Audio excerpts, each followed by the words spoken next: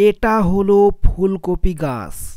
বর্তমান সময় এর দাম অনেক কম হওয়াতে এখানে এভাবে ফুল হয়ে নষ্ট হয়ে যাচ্ছে এই কপিগুলো।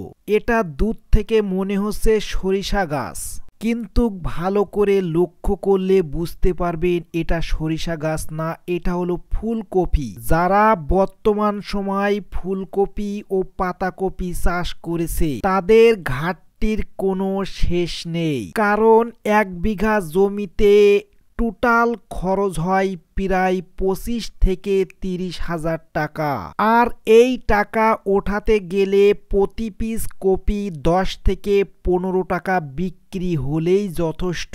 কিন্তু বর্তমান বাজারে যে পরিস্থিতি, তাতে করে কপি বিক্রি হচ্ছে না। প্রতি পিস কপি বাজারে বিক্রি হচ্ছে মাত্র 2 টাকা। তবে যারা কপি চাষ করেছেন তারা আজ জমি থেকে এই কপিগুলো উঠাচ্ছে না, কারণ এই কপিগুলো বাজারে নিয়ে যেতে গেলে 2 টাকার বেশি খরচ হয়। তাই জমি থেকে যার মতন ইচ্ছা এই কপিগুলো নিয়ে গবাদি পশুর খাবার হিসেবে ব্যবহার করছে। এই বছর কপি চাষে যা লস হয়েছে, তাতে করে সামনের বছর কেউ করবে কিনা সন্দেহ।